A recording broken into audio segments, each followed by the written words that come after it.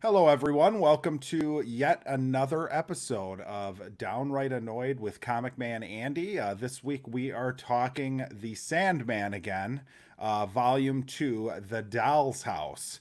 I'm Jackson with Bored and Annoyed, and I will let the other gentlemen introduce themselves, starting with Mike. Hey, what's going on, guys? I'm Mike from the Downright Nerdy podcast, and one of the hosts here for this awesome show that we've been doing, Sandman Volume Two. Did we like it? Did we not? Find out in a couple seconds. Andy. Gentlemen, how dare you?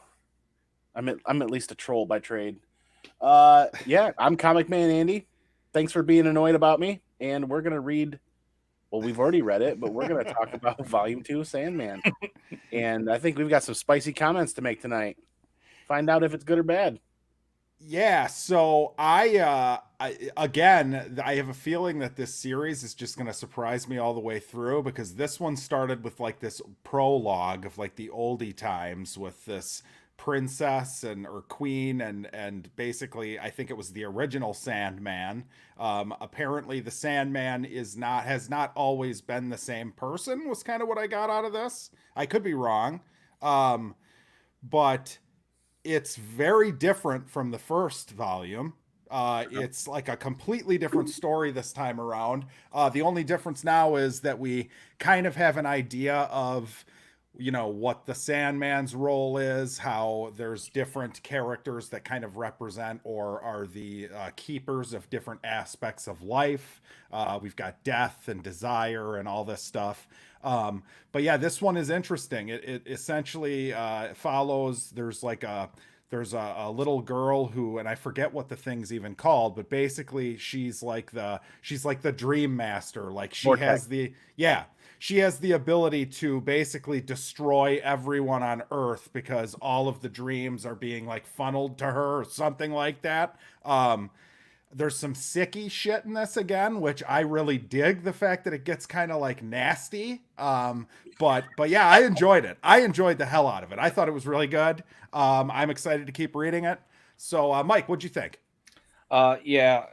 This I loved it. I absolutely loved this volume. There was so much, like each issue had something to offer for me, and I could probably it's going to be damn hard for me to if I had to rank like each issue, it'd be very difficult for me to do so. I liked it. There's an issue with a serial killer convention in this. It's fucking awesome. I It is loved it. just awesome, dude. Yeah. I But loved it. Yeah. It takes a while for you to figure out what it is they're talking about. Yeah.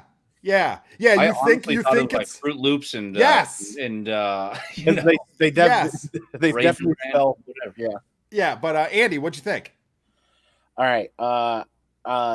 Not only do I think, but I feel it as well. I loved this. Absolutely loved it. It was a bit difficult to read because Solo Wookie was right and Gore Vidal was. They were both correct about probably reading Volume 2 before Volume 1. So Volume 2 does two things. It follows the family and the daughter. Now that daughter is the daughter. It's the woman that slept for 30 years from Volume 1, right? And her Who daughter. was raped, impregnated, gave Yep. birth. Yeah. It follows them going to England and finding her mother, essentially. And it follows her daughter, the daughter of the daughter. I don't know how to put this a better way. It follows them, and it follows how her daughter becomes the dream vortex. The vortex, right. Yes. Unknowingly becomes the vortex. This book also does something incredibly important as well that I picked up on today when I reread it. It provides some backstory to Sandman, but what it does is we forget the Sandman's not a person. He's not a god. I don't know if you want to call him a spirit. What this volume does is it paints him as timeless. It's the same entity as Sandman throughout everything. But then there's a volume, or there's not a volume. There's an issue where it goes back to like the 15 or 1600s where he meets a guy. And this guy proclaims to him, "Hey, I never want to die. Dying's just for boring people." Dude, amazing. Yep. Amazing, man. That whole book was great. That whole book, that was my favorite book right there, where And he proclaims to Sandman, I never want to die. That's what normal, boring people do. And then Sandman's like, well, it's a gift. It's a gift of, it's the part of the cycle. It's something you should experience. He's like, I never want to do it. So every 100 years, they meet at this same bar or pub, these two guys, and they sit down and talk.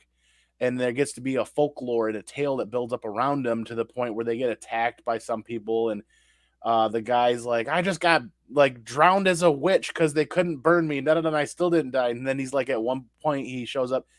He's like, do you know how hungry a man can get when he can't die from not eating? And it's just cool stuff like that throughout hundreds and hundreds and hundreds of years. And that was amazing. But what this volume does, it paints the Sandman as timeless, ageless, unwavering, unmoving, always a fixture, and the master of the dream realm.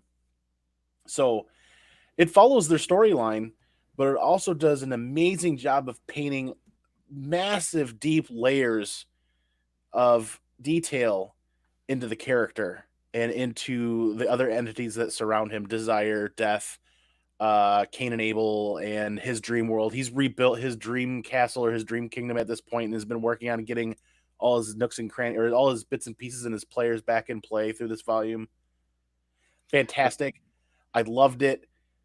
I'm gonna probably look at getting the collected hardcover editions or something I can sit on the bookshelf and go back to this, because this one's got to be in my collection and to be reread. The you know, it was interesting when you said that he is timeless. We also find out that he's not only the dream, not God, but dream person or dream thing for humans. It's across all races in the universe, right? All So universes, yeah. right. So because he mentions something about not stopping a vortex on another world, which destroyed the entire world. Yeah. Right. Destroyed all the Right. beings there, which is cool because in the first volume we see him talking with Martian Manhunter, and he makes a comment saying like, "Hey, oh, I thought all you guys were dead, you know, Extinct, yeah. Oh, he was the last of his kind." Like, oh, that's kind of it's kind of coming together now, right? Yep. Yeah, I can't get there on the. It would make more sense to read this one before the first one. Yeah, no. I don't agree with that, but because I feel like I would have been even more lost if I read this one first, because I have no context whatsoever on, like, well, wait a minute, why do they keep talking about he's been gone? Although maybe it doesn't matter, but basically he's still trying to put together the pieces of the fact that he was for decades captured and everything went to shit, right? So he's still dealing with that. So another thing that happens in this, four beings from his realm have escaped into the real world. And yeah, that causes all sorts of problems. One of them is a planet, or like a land, like, some dream land, a place, right? Yeah, Yes. The green knoll, or the green grassy But knoll. yeah, so he's kind of trying to track them down. It seems in both volumes he's on a mission of sorts, right? He's like got, a very clear goal in mind. This one I can't choose, to your point too, Mike. I can't even choose between the first two volumes which one I like better. So, and I thought they were both great. So I mean, it's great so far. If it keeps up at this pace, it'll maybe be the most impressive like comic book series that I've read, and I'm only 2 volumes in, so I don't want to say that too soon, but it's incredible. Like, the storytelling's incredible. It's so bizarre. There's so many things going on in here that are like, I'm going to say there's a serial killer convention in this, and the way it's done is so clever.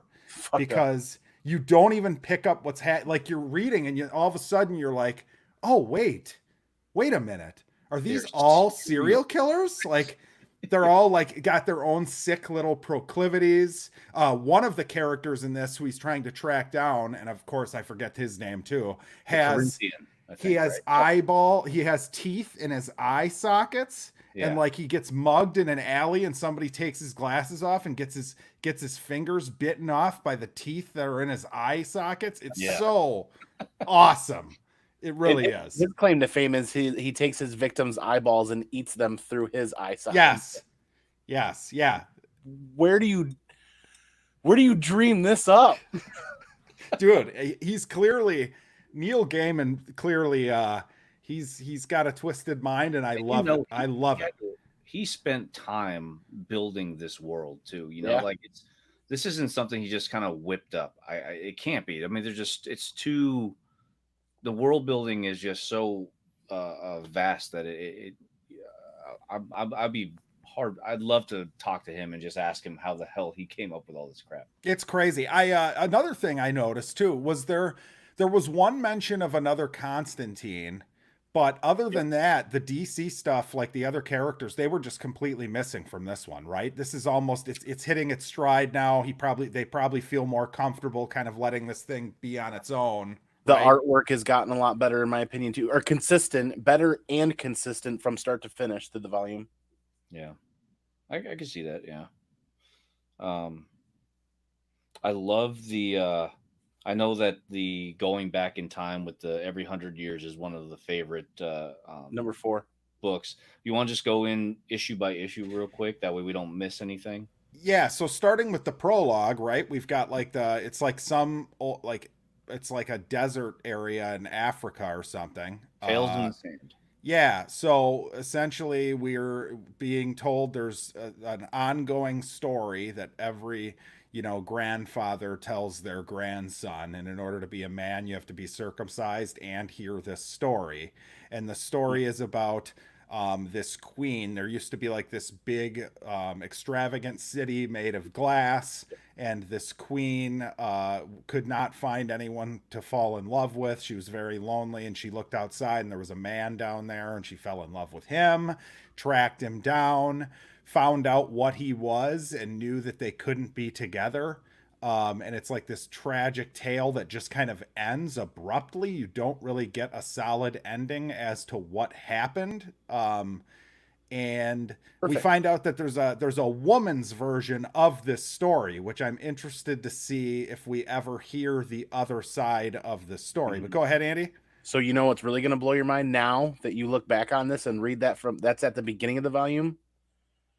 What if that wasn't even the universe that we're reading the other stories in? Right. Yeah. And it could be any time period too.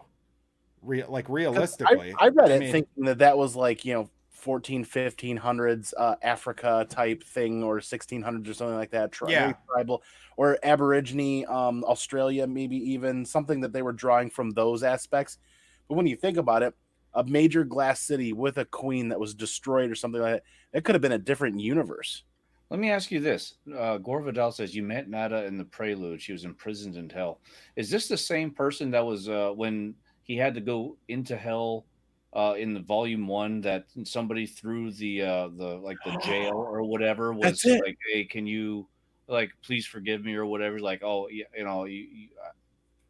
know me or whatever. Like, yeah, I know you, but I still haven't forgiven you. And then that's got to be it. Yeah, could be person. Yeah, it might be. Could be.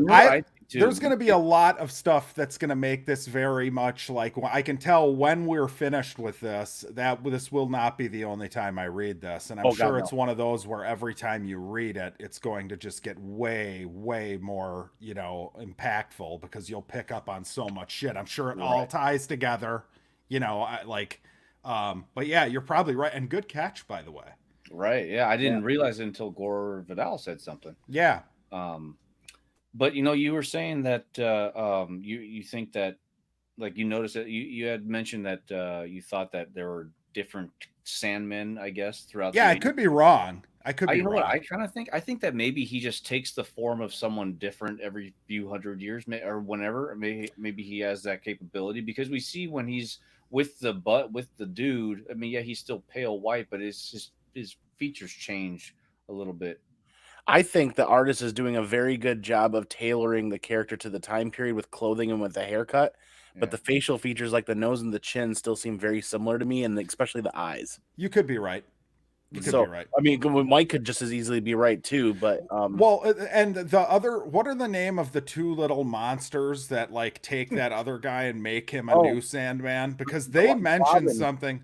They mentioned something about the foist Sandman, and I don't know if they mean the real Sandman, or they mean there have been multiple Sandmen.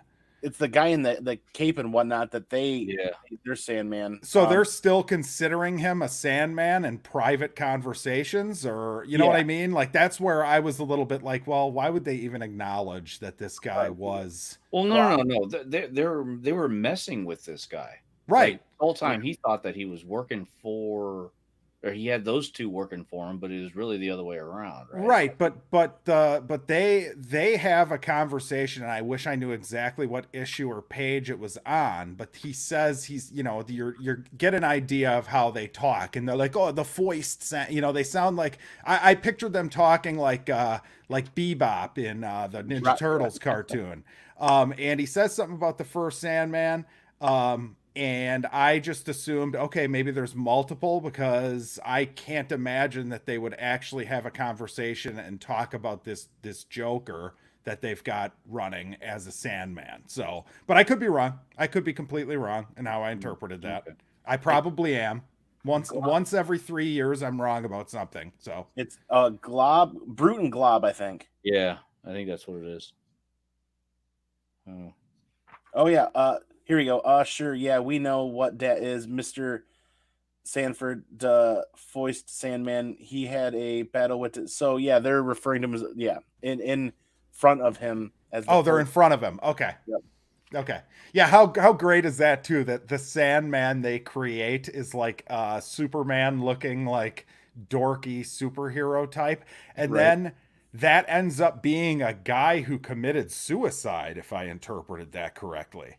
I think so. Like a mortal man, right? We ended up jumping way away from that first issue. And sorry. Yeah. So what the second issue was what after the prologue? It's the family. They fly over to England via what we find out is her mother's invite to go see her in the old folks' home, basically.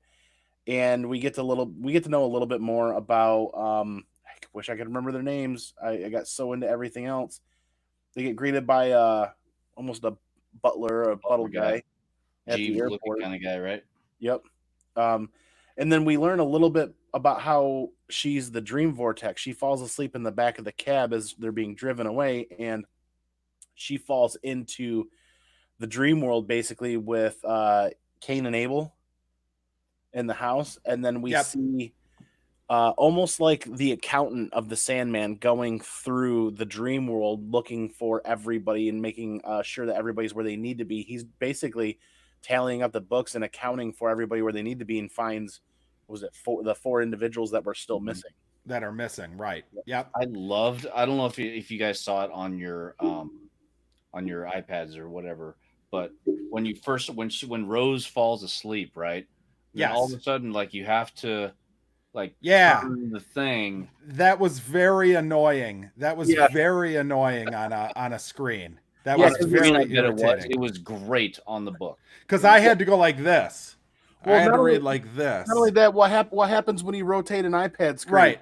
Yeah. Exactly. Yeah. And then, so I'm getting really frustrated. I was fine. Yeah. I know. Well,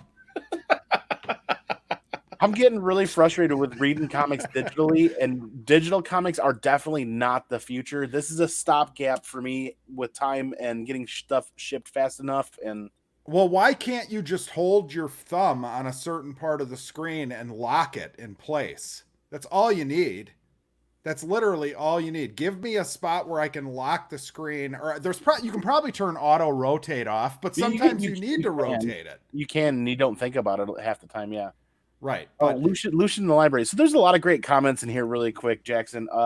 Gore points out earlier that Gaiman got the idea for the serial convention when sitting in a hotel bar. Yeah. Looking at the everyday patrons. Well, there you go. And I feel like that kind of stuff makes really good writers, because there's always stories like that. You know what I mean? Mm-hmm. Where it's like, oh, I just thought of this one time when I was blah, blah, blah. It's like, I feel like, write those down when you have them, because you never know when an idea is going to be solid enough where you're sitting down and you need that idea. And it happens.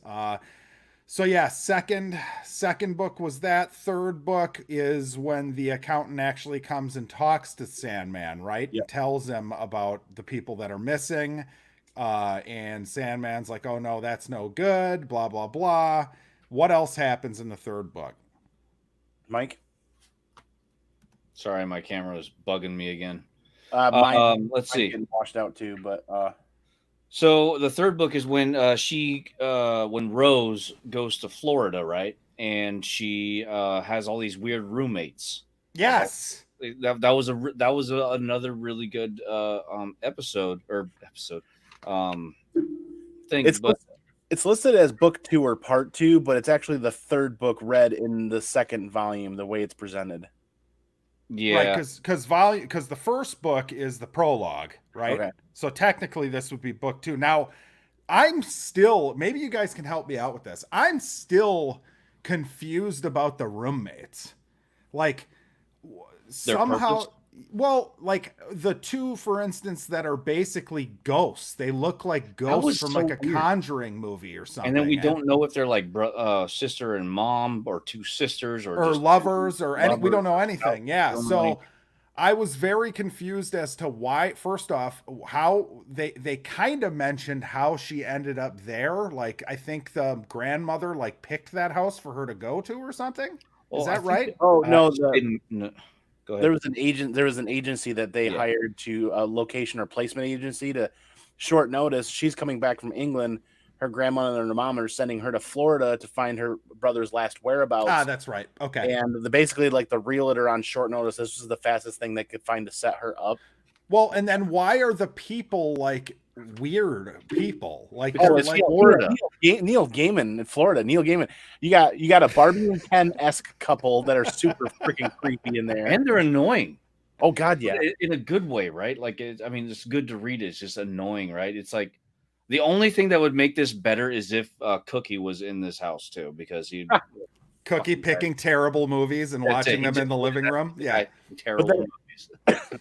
It just so happens that with all the characters that are living in this house, the very top floor is kind of like a recluse gentleman that shouts a lot. Well, that ends up being one of the characters that Sandman's looking for, but he had taken on human shape and human form, and they had hidden there the whole time. Yeah, but see, that's where it's like, what are the odds? Is there some otherworldly thing at work here to make sure that she ends up at that house? Like, Yeah. there has to be, right? Yeah. I mean, but yeah, the neighbors were fun. The landlord guy was interesting too. Like they were all weird. Oh, Hal. Hal. He's not only the landlord, right here. Yep. But he's also a theater person who dresses up like a right. Yes. Mhm. Yeah. Yeah. So that was that book. We get introduced to them. Then we get the oldie times issue with the 100 years, Well, every there's 100 still- years guy. There's still a little bit more because we still because this is the same issue, because right after this, like she's writing in her diary, then the Sandman appears, right? And then You get into the next you issue is see playing her house. walking into the alley, and then it's the introduction of Oh, Gilbert, man. right? Yeah. Right, with the what you call it? Where is it? I'm sorry. Yeah, He's so basically we get him saving her, right? And Yep. I just think that he's such a cool character. Yes. Such a Very cool character. Yeah. But then all of a sudden it switches to her brother, right? Who's Oh having God. dreams. So That was disturbing. I loved that too. Yeah. I So this loved is- that. this is the introduction of Glob and Brute. Basically, Yes. they've built this construct in this boy's head. They've built their own dream kingdom or dream world in this boy's head and walled it off. And that's what made it difficult to read, is when you bounce from that story to this story, there's no, you flip. It's almost like a whole nother book or a whole nother issue has started. There's no lead up. It just drops you right there in this young boy's dream. It's Yeah. kind of fun. It's like you have to just let yourself be confused when Yeah. a lot of these that's things exactly start. what I thought too. Yep. Right. So you have to let yourself be confused. And then when it clicks, it's extremely rewarding. Like, Yes. oh, this is what's going on. They've built this house inside of his head. and there's a woman trapped there. Basically, she doesn't even know, she's not aware of what's happening. And they're basically, not only is this kid being tortured by these foster parents, but he's also being tortured by the people in his head, you know. So I loved that. It reminded me of something you'd see. It reminded me of like that X-Files episode with the creepy like Hick family that had the people Home. kidnapped in their I basement. think Home. Yeah. Home. Yes. That's still the top rated X-Files Oh, episode ever, if I remember correctly. dude, it's crazy. If Yes, anybody right. hasn't So- seen that, even if you're not an X-Files person, just go find that episode. It is whacked out. That was disturbing in 90 something, and it's still disturbing now. Go ahead, Mike. yes. And then you get your favorite, I think probably introduction to this character here with the eyes. Yep. Yeah. Yeah, and it's all POV with him for a while. Yep. Oh God, Mike, did you just take that to an awful place, or I don't know what you're talking about. It's Florida. So yeah. about 4 pages before we get to where Mike is at, when you're dropped into that young boy's dream, we've all done it, right? Like we're dreaming and we're falling in our dream and we shudder ourselves awake or we shake ourselves awake or there's something. Have you ever been dreaming about scratching your chin and you wake up and you're scratching your chin? There we go, right there. He's dreaming about all these little they call them verbal gerbils. Yeah, the verbal gerbils right here. Yep. The verbal gerbils, but then he wakes up to a rat biting himself in the face. Yeah, they're basically tribbles from Star Trek. But this one, Yes. oh Yeah. Oh, That kid is just getting, he's getting it bad. it was terrible. He's locked down in the basement cellar. He's peeing in a corner, no food, laying on the dirt floor, and he's chained down there. And that had a much deeper impact on me now as a father than it would have before I ever had a child. And to think of a child, that happening to a child in the basement actually brought me to an emotional state.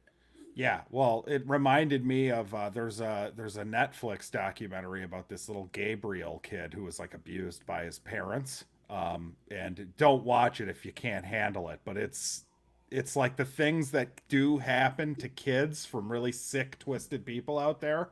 Well, and that's interesting too, because it's like, you know, we're talking about how sick and twisted Neil Gaiman is for some of the stuff he's writing, but there are people like this. Mm-hmm. Like they actually exist in the real world.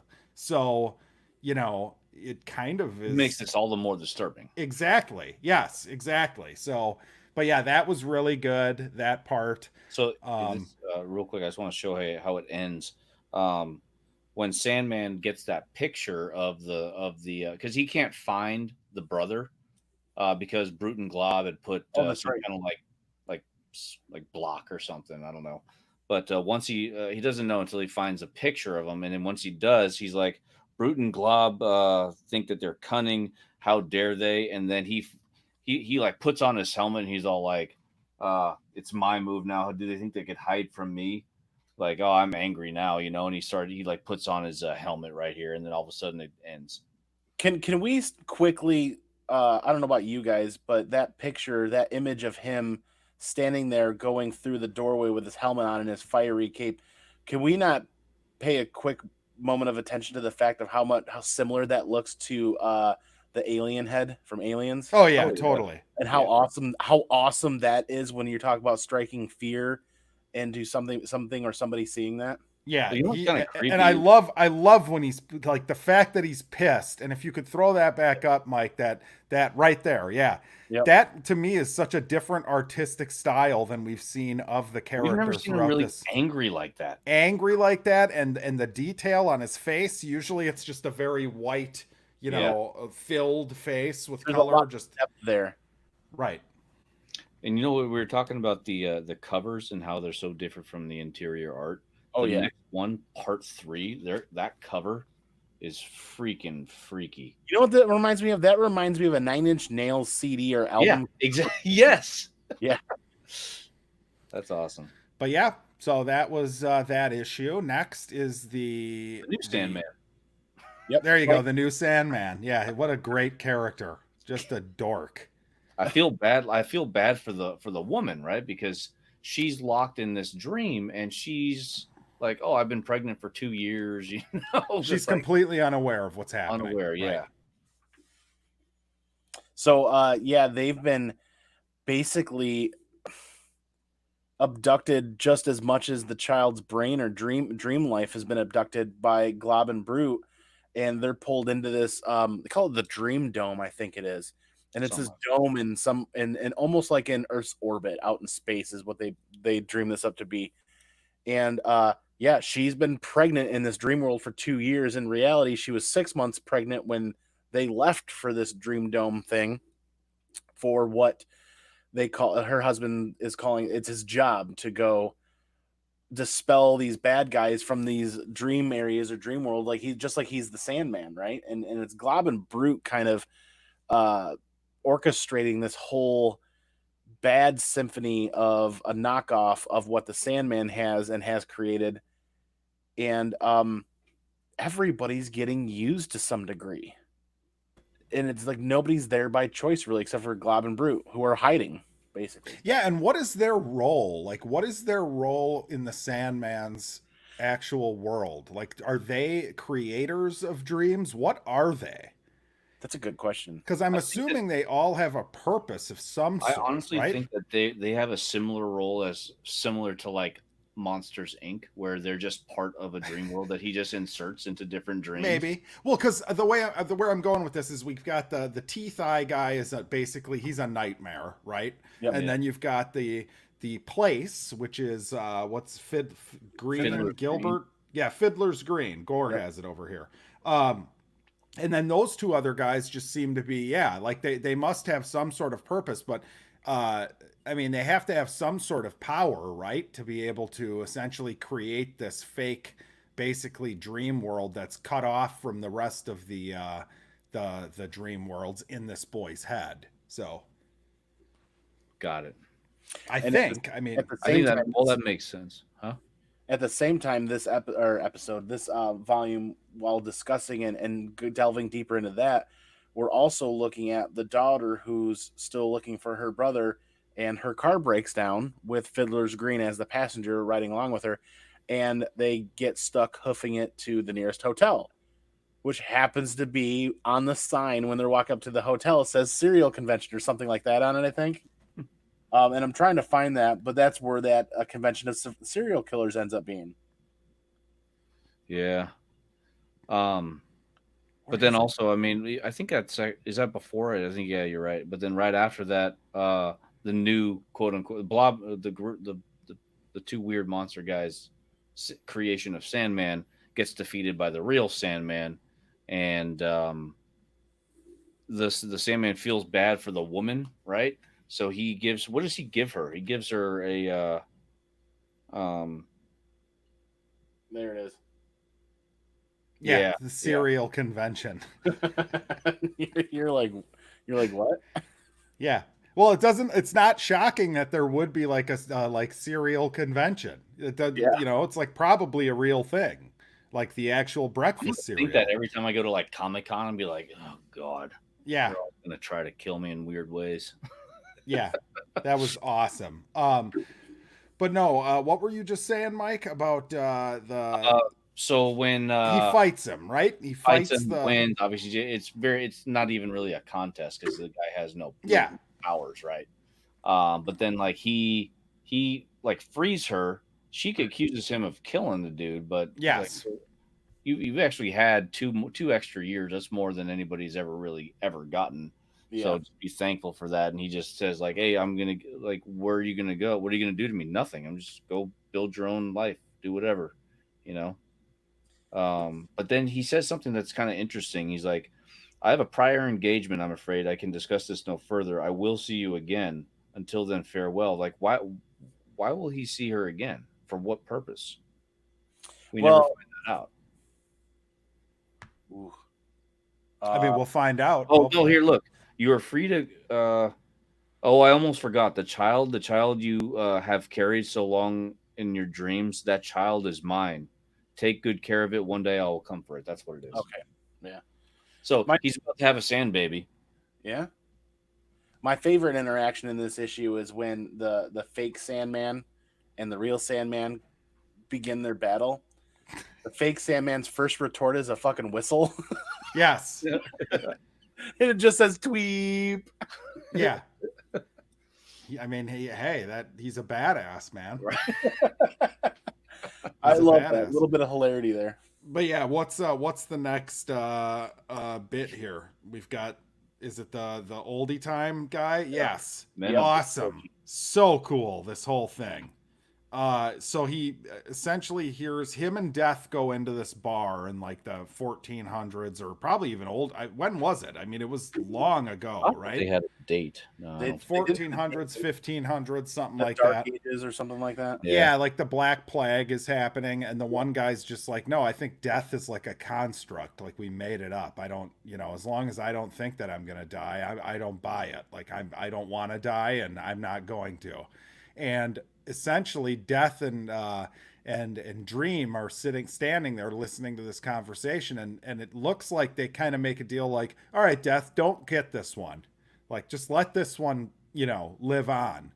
And he makes a deal with him. He'll meet him there every 100 years, essentially. Or he says, I'll see you here in 100 years. And to the day, every 100 years, they meet at this bar or this tavern or whatever. Oh, there you go. And the first few times he meets him, like the guy's like, oh yeah, everything's great. Like I'm accumulating wealth. I'm doing this. I'm doing that. Like I have no, regrets. And then there's such little awesome touches in here. Like Andy, you already mentioned how the one time he shows up disheveled and it looks like he's just been through hell. He says something about how the last 80 years he hasn't had like a second that's been good.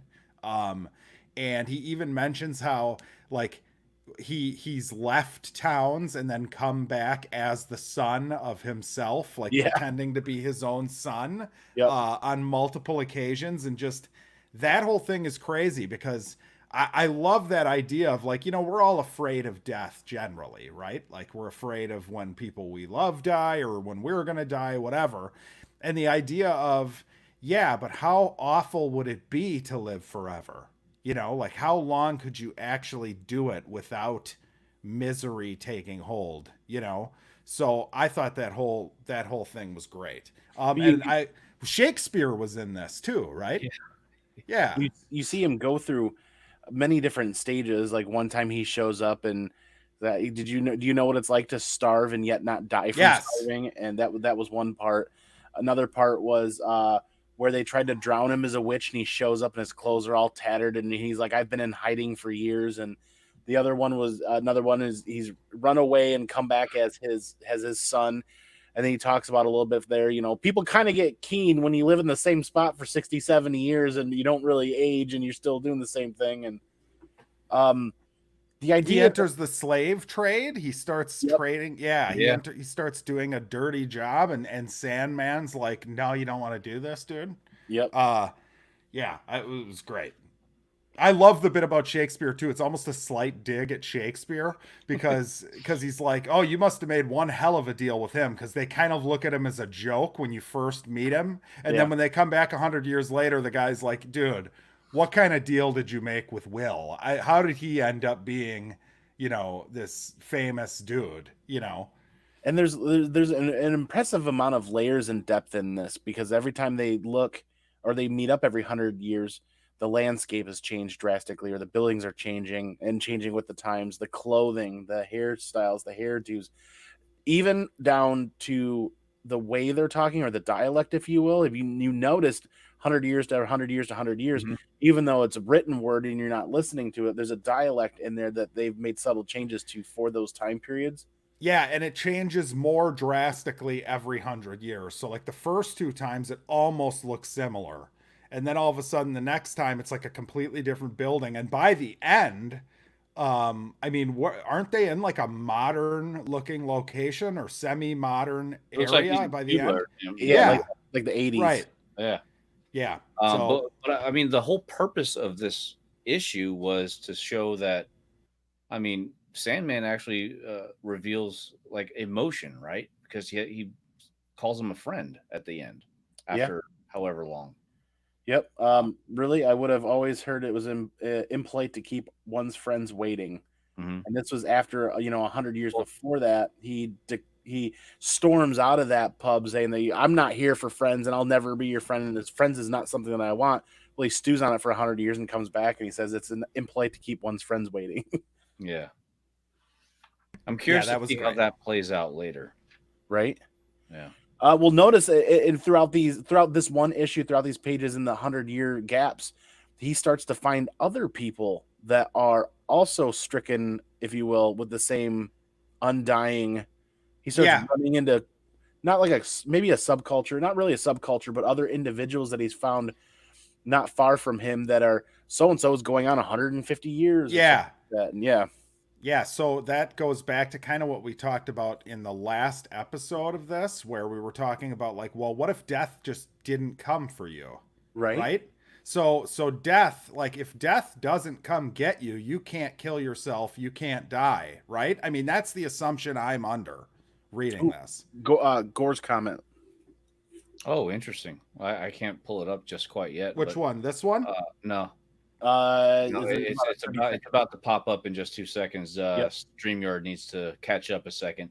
But he says by the end we are in 1989 and it comes full circle and the people in the bar are arguing about the same things they did in 1889 and 13. Yeah, that I noticed too, because the first panel in this issue is just like the comments aren't attributed to any certain people. It's just kind of like the gossip going on in the bar. Background. Barroom banter, yeah. And it's the same shit about taxes and all the same crap that we're talking about 600 years later. And it's funny because I just watched a movie, Mr. Smith Goes to Washington, last night, and it was like made in 1939, and it's like about American politics and dirty ass Congress and stuff, and it's like you could have made that today and it would be just as effective, you know what I mean? So yeah, that's totally that's totally pertinent to this issue. Nothing really changes. The barroom banter at the beginning and the end that Right. Gordon points out, and we're talking about the same two constants that everybody talks about: death and taxes. Death Right. And taxes.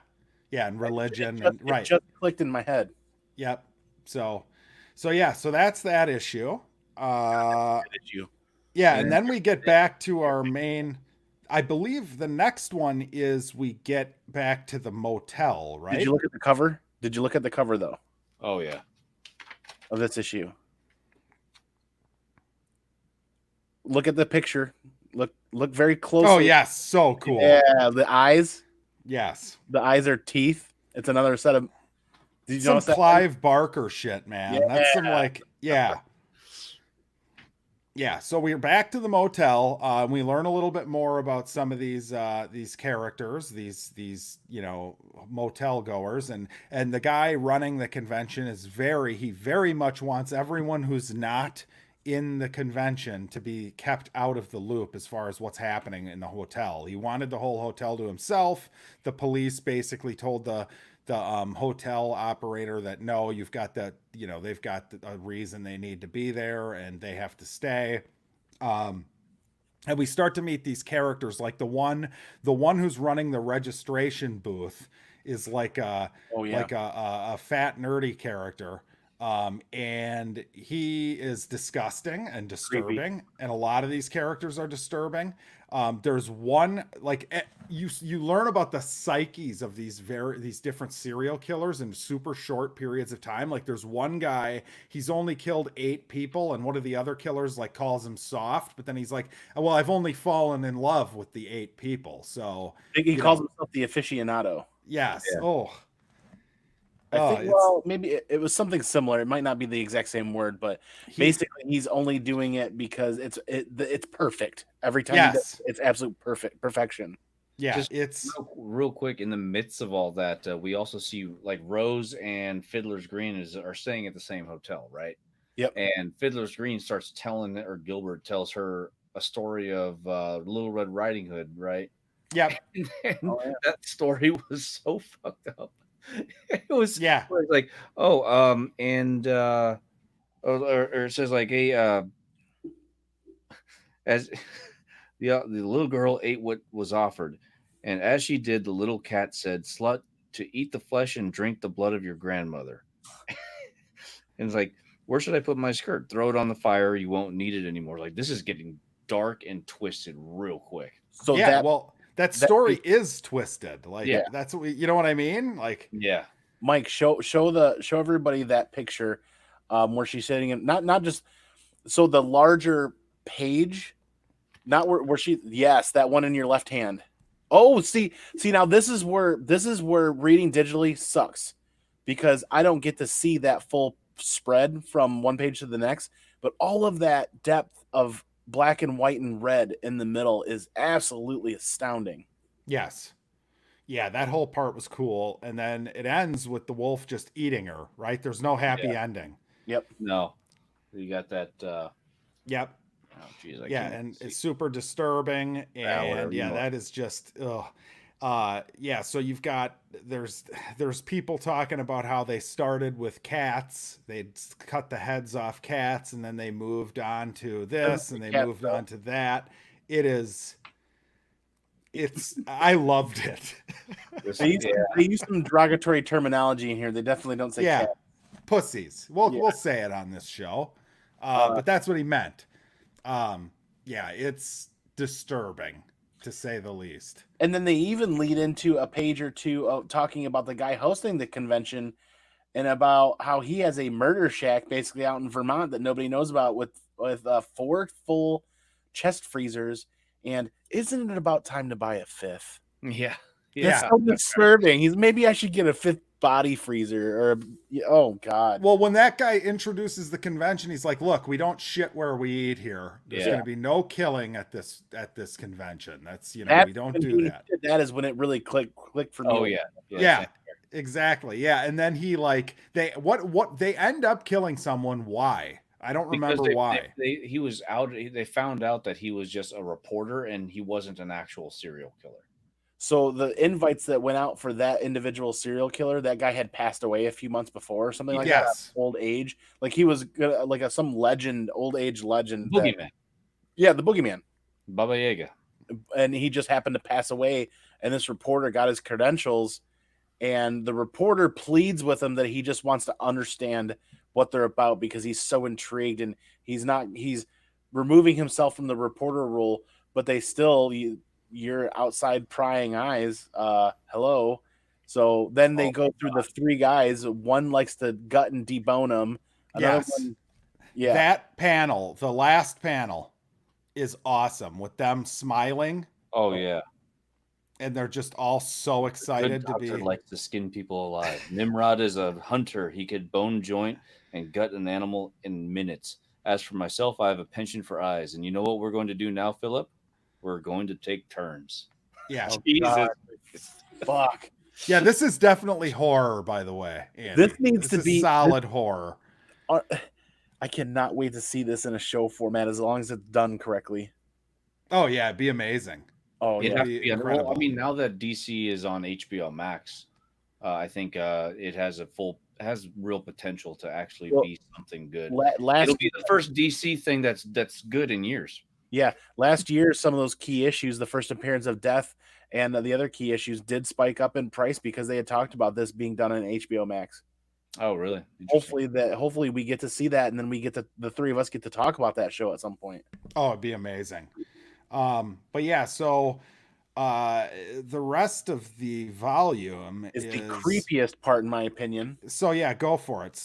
Go to the next part here. That's when the guy that we originally see that's guarding the door, or process people that come in, a really big, large gentleman, he sees Rose and starts following her, and just where does he say it? Really? I think she looks younger, much younger. And it's just like, I'm like, oh God. And then I can't stop looking and watching. And they talk about one or two of the other serial killers, but he's eventually following her. And I think it's at the very end. Yeah, he busts the door open and goes to start strangling her. And basically he's in his world. He's shitting where they're not supposed to. And the letter that Fiddler's Green left for her just had one word on it, and she had to speak that word for help if it ever came to that, and it was the word Morpheus. she spoke Morpheus, and the Sandman showed up instantaneously to deal with this massively giant serial killer that's trying to kill her. Yeah, it should have been Lawrence Fishburne who showed up from. So I don't know where Matrix. this name Morpheus ties into the Sandman. Isn't that his name? I don't know. Gorkor. I don't think we've Gore. read it. Yeah, save us here. We got to know where Morpheus, because it's not the first time we've heard it. Yeah, what we do also find out that the Corinthian is is a product of one of the Sandman's nightmare creations that just escaped, right? Yep. And Sandman, or the Corinthian, thinks like, oh, you think I'm going to submit quietly and return to the dream world to scar their sleeping minds never again? And he goes, well, he doesn't really have a choice, because I mean, he can't destroy the Sandman. He tries to knife him, doesn't really do anything, right? And then oh, this is great. He goes, and then now I undo you, or I unmake you. The next time I make you, you should not be so flawed and petty, little dream. And it's just this right here. Mm-hmm. Oh, creepy. Yeah. By the way, I just cheated and looked. So it's a Netflix series we're getting. 11 episode order has been done. The most expensive DC entertainment television show that they've done. So when is that? It's happening. I don't know when, but they just signed it. It looks like last June. So, I mean, it's coming. It sounds like it's coming. They ordered 11 episodes. So, wonder if it's in production yet. This COVID thing's probably not helped with production, but that's a better topic. But yeah, so that's happening. What was the next volume? Into the Night. It's titled Into the Night. She gets back home. Rose gets back home to her apartment where all of the cast of characters are there, and she's burnt out, and they're all telling her good night. And she goes back upstairs and passes out. But when she passes out and begins to dream, she begins to slip into everybody else's dreams. That was awesome. That was awesome. Breaks the walls down or whatever, and everybody's having their dreams. Weird... Like Ken's having these dreams of like sex and being rich, and Barbie is like having dreams of like, I don't know, so some like animal or some shit, I don't know. And then the two sisters or the two Spider Women people, they're, oh man, it's so weird. It is very weird. And that's why this book is such a cool concept, because there's so many different interesting weird things you can do with dreams, you know. But yeah, so I mean, Sandman, obviously he knows that she's the vortex, and he goes to I mean, essentially to go kill her, right? Because it's like vortexes have happened in the past. And there's something strange about this one that he hasn't seen yet, but he knows he has to destroy her, because if he doesn't, then all life on Earth would be destroyed. And the Fiddler's Green tries to protect her, because he brings her into like the dream world or whatever, and he's like he essentially, what I kind of gather is that he sacrificed being in the real world by being a part of so that he wanted to be her dream, I guess, for the rest of, like, once she dies. Is that right? Well, I think that the Sandman basically says, like, look, you're gonna still be what you are. I'm not gonna punish you too badly. He offers her a place in his dream world. Right. Said, look, here's so and so that became one of my ravens or one of my crows. And then there's that dialogue about, hey, it's not so bad. I've adjusted, and it's actually kind of nice and fun. Look at Gore here. The dreams of some of the characters in this story are important. I won't say who. Ooh. Shit. I gotta go reread it again, Andy. You got to reread it again. We get another one of those panels too, where you have to turn it to read it. Yes. Yeah. Where he's taking her and they're traveling to the dream world. Yeah, there's a lot of characters in here with the dreams. Man, I have to read this again. I got to order. Is this now is what's his name? The guy who knows that the older woman was supposed to be the what's it called? The vortex, right? Is it what's his name that knows that? The green guy, or is it just that the woman shows up in the dream and kind of reveals that? Oh God, who knew it? Somebody knew it. I don't Well, remember. basically, she was supposed to be the vortex, and somehow that vortex got passed down via DNA to her. Yes. While she was pregnant, while she was dreaming, it got passed to her child. Then she gave birth, and that's her child. That became God, the right. can you imagine being in your 90s and you've only really lived 17 years? Oh, God. She talks about that, yeah. Yeah. But essentially, what happens is that the grandmother sacrifices her, I guess, soul to let her Yes. Rose live. Right. And then Sandman doesn't have to kill what's her name? The girl. So you got the grandmother. That grandmother is the one that slept for 40 or 50 years and gave birth to her daughter.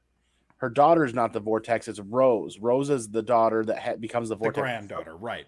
Somehow that vortex ability jumped to a third generation. It's probably like male pattern baldness. We just just skips a generation. Thank God. Thank God, man. But the Fiddler's Green, Fiddler's Green, I am saying that correctly. He wanted to become human, take human form in the human world because of all of the feelings and the sights and all of the senses that he could take in in human form that they couldn't take in as a place in the dream world. So he didn't a movie that's similar to that. I can't recall what it is. He didn't even want to leave the human world. Yeah. See, this is fun, by the way, to have someone like Gore in here, because I love the idea that like he is probably sitting there like he's got that feeling of semi jealousy that somebody else is experiencing this for the first time. You know, like when I read Saga with you guys, Andy, I was just jealous because like, I read Saga with you guys. You had a feeling of like you could tell like you wanted to just spit it out. Yeah, you know what I mean? Because it's so fucking awesome. Gore's next comment is exactly what I was trying to pick away at remembering here. Yep. Yeah, the problem occurred when Dream was imprisoned. The grandmother was affected by it as well, which is why the vortex didn't take place with her. Got it. Right. And then there's the Desire is trying to take advantage of this, correct? Yep. Desire had something to do with this as well. It didn't end up working. She ended up failing at the end. He threatened her. Yes. Yes. But is that the last issue or is there one more? That's the last issue. That's how it ends. Part 7, there's one more, part 7 called Lost Hearts. And that's where the Sandman and Rose are in the dream world on that plateau, and they're talking back and forth about what it would be like. It goes into a little more detail. And that's when Fiddler Green comes back and offers, I think he offers himself up, is to take me back and I'll come back and save her. And then that's actually, yeah, you guys were talking about it, but I just hadn't caught up with you. The Raven comes into play for a moment, and that's when her grandmother passes in the real world. Well, she shows up in the dreaming world, and while she's in the dream world, she shudders or something happens, and that's her passing away in real life. And then she's like, oh, what happened? And then the Sandman's like, well, you just passed away. And that's when she offers her soul or herself to the Sandman to save her granddaughter, right? Yep. Yes. Yep. That was pretty profound. That whole... And then so the very end is him and Desire, right? Like that conversation, Dream and Desire. That's how it ends. Yeah. He tells her like, hey, if you ever try to do this again, I'm going to end you. Well, I have a question for the two of you, and this is a extremely difficult book to do this with, but where is this going next? Is it going to be something completely different? Is it going to be, where is this going in the next volume? And hold on, the name of the next volume, we'll use that as a nugget here, is, let's see, the name of volume 3, Dream Country. So, well, this is an impossible question. Yeah, it's just so general. If you were writing the next volume of Sandman, then what would you do?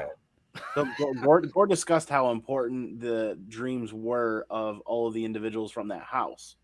And Okay. you asked an important question earlier: is why are all these people there in that house? Why are all these weird individuals gathered here and at that time? They all move out though.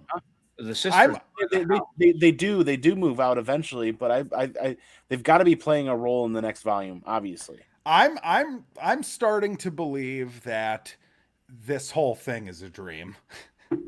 That's where I'm at. Oh yeah, yeah. Because the doll's house, like there is a literal doll's house at the grandmother's place, right? Yep. And the doll's house could be the house with all the weird roommates. Yep. Yeah. That's true too. Oh man, this is gonna get really good. This is gonna get really good. I know it's really an experience. This thing, Okay, it really is so awesome. I'm at the point right now that I can't say this is better than Saga, but this is on that level for me. This is on that level. It's totally different, right? It's a totally different genre. It's written very differently. The artwork is very differently, but it is this series.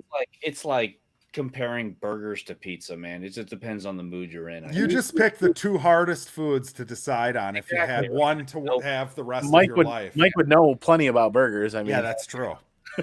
Yeah. Just wait till I get to my pizza episode. Ooh. We'll see. No, but it's so good. It is it's incredible. Yeah, it is. There's really not much else to say other than that. And two issues in, or 2 volumes in. Yeah, and there's 10, right? Fuck, I have no idea. There's 72 individual issues, so yeah, there's 10 volumes, I think. Okay, well, I'm ready to read them all. So it is my choice. Are we moving right into grades and everything now? Because if I kind of spilled the beans on that one and rolled right into what I thought, but yeah, go for it. What's your grade? You didn't give a letter grade. A plus. A plus. Yes. I'll give it an A. Why are you stuttering? Come on. Well, because I think I liked, the more I'm thinking about it, I think I did like the first volume better, but I guess they can still both be A pluses and you can like the first one better, right? So you can like an A plus better than another A plus, right? Well, here's the thing. Each volume on their own might not necessarily be an A plus, but when you start reading them together, they elevate each other. Bringing in the A pluses, in my opinion. Or says, I suggest rereading volume 2 at one point and bear it in mind as you read on. So I'm assuming this is a very important volume. Apparently so. Apparently it's very, very important. Yes. Yeah, I give it an A like I did before. Just continuing its A greatness. Yeah, it is great. I picked the best books. Let's just be. But no, on that note, what disappointing sci-fi book do you have for us this week, Mike? Oh, me? Yeah. Ooh. Okay. Because we talked about it a little earlier, and I've been on a vampire kick. We're gonna go with 30 Days of Night. Wait. The graphic novel? It's a graphic novel, right? Okay. Wait. How could you not pick volume 3 of this? This is the show, man. This is how the show goes. Yeah. I'm gonna be the cookie of this show. Do they have an In the Army Now graphic novel, Mike, that you could have picked? Oh, that's painful right there. I'm going to read 30 Days a Night, though. I have not read that yet. I've never read it either. The movie's great. I like the movie a lot. I watched the movie when it first came out. And what is his name? Kevin? No. God, who is Josh Hartnett? Josh Hartnett. I didn't care for him in that role. I think they could have had a better actor with better chops in that role, but I did enjoy the movie. Therefore, I feel like I'm going to enjoy this read quite a bit. It's an 80-page book. I think it's a little smaller than what we just read. Yeah, that was like 300 pages by my count. Yes, it was long. Hopefully, it's a quicker read. So much for me being really fucking excited to read volume 3 of Sandman. Hey, you guys made me wait to read Gideon Falls Volume 3, so I'm getting. I can't believe you didn't pick that. Gideon Falls Volume 4 is out. Well, no, because it won't be reprinted for another month. They pulled I it. got it on digital, man. They got those blurbs in there on digital. I'm not going to open up my single issues for that. Oh, you are. Oh, I want to read that. That's a connoisseur right there. Yeah. All right, so we're not continuing Great Book 1 or Great Book 2. We're going to read another book that we hope is great. Mike, have you read this before? I've read it's been a long time, but I remember liking it. Okay, sweet. I'm excited to read it. And I might have to read Sandman Volume 3 twice in the next 2 weeks too, because I have a feeling I might be picking Sandman Volume 3, but who knows? It's Who knows? Andy's Maybe pick I won't. This, correct? No. I just picked, so it's Jackson's pick after you. Oh, now. got it. I'm just really excited for everybody to continue to be annoyed with me, you know? Yes. Well, no, Andy he did the right thing. He picked Volume 2 of Sandman. He did the right thing. After what Solo and Gore and everybody had been talking about how Volume 2 plays such a significant role, you can't just stop at Volume 1 and not explore that more. So and then after everybody says Volume 2 played such an amazing role, you can't just stop and not read Volume 3. Well, let me ask you this, because that's exactly how I felt when we read Gideon Falls a couple. And I screwed it up. You made me, and maybe read Superman, right? Yeah, that's true. But at the same time, Gore, he got my back. It's a good idea to step away from Sandman and read something like 30 Days. Yeah, this is coming from a guy who's already read Sandman. He's not looking at it like it's crack that he needs to continue to smoke. You need to marinate into what we just read. Okay. All right. Fine. I'm gonna hope that Sandman pops up in 30 Days of Night somewhere. I think I'm gonna go ahead and start hunting down some of those Sandman copies that I don't have and start adding that to my personal collection. I'm loving this so much that's gonna be a PC part. Dude, now. that hardcover thing that's like this fucking big on your shelf would be sick, dude. It just looks badass, that whole set. So well, I just burn money on books. The trick is people buy these, they read them, and if they're not going to keep them in their personal collection, some people just kind of let them go for really good prices online. Yeah, but there you go. That's true. You just got to find them. Yeah. You got to find them. Well, if you find one that's at a really good price, Andy, one of those badass looking coffee table style Sandman books, just don't buy it. Just let me know. Send me the link. I'll buy it. There we go. But yeah, that about does it for the show, I think, this week. Let's all say our goodbyes, and we'll go backwards. We'll go with Andy this time first. Oh, hey, yeah, Comic Man Andy. You guys can find me here on Saturdays, the Downright Annoyed with Comic Man Andy. This week, I think we're on Bored and Annoyed's channel this weekend. So next weekend, we're going to be on Mike's channel, right, Mike? Yep. Yeah, we're going to be on the Downright Nerdy podcast channel, and the week after that, we'll be on my channel, Comic Man Andy's channel. Unless you pick Sandman, or unless I pick Sandman, then it comes back to me because we're keeping series on the same person's channel. So we're trying to make this show as confusing as possible. Yeah. Right. But you guys can find me every Monday night and Thursday night on the Comic Core channel, CORPS, the Comic Core. And for Monday Night's Modern Men, which is just like this, a book club with a few different people and some vastly different reads. They're kind of on more of a Marvel DC spectrum at the moment. And Andy Given Thursdays, where I come up with a topic, put a panel together, we go around the horn and have some fun. And the Piggies Out podcast, like Ken talked about, we're going to get together and we're going to go camping and we're going to do like a massive 7 or 8 year vertical of a 20% bourbon barrel aged beer, and that's going to be phenomenal. That's going to be our big comeback episode after this whole situation. That whole time you're going to be just sitting there talking about Sandman while they're trying to drink and like have a good time, and you'll just be like, guys, Andy, reading Sandman, this is just you gotta just not stop recording.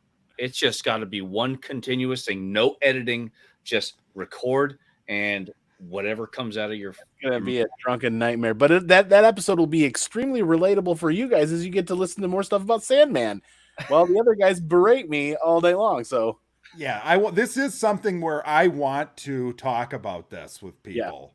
Yeah. So I'm glad that you guys are here for this because otherwise I wouldn't really have that. But I'm Jackson, Bored and Annoyed, boredandanoyed.com right here. on this YouTube channel. And thank you so much for tuning in. And I apologize that we won't be talking more Sandman next week. Mike pulled a cookie and made it so we have to take a detour. So next week on Mike's channel, we will be reading 30 Days of Night, which isn't as good as Sandman, but few things are, according to Gore Vidal. And we will see you there for that. And then hopefully I'll pick Sandman the next week. And then we can talk more Sandman. So have a good night, everyone, and stay safe out there.